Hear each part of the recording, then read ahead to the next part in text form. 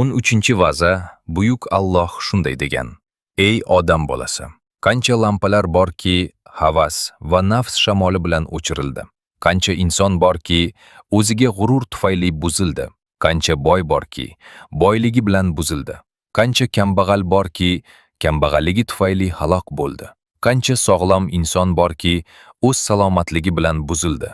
Qancha ulamolar borki, bilimi ularni buzdi. Qancha ahmoqlar borki, ahmoqligi ularni buzdi.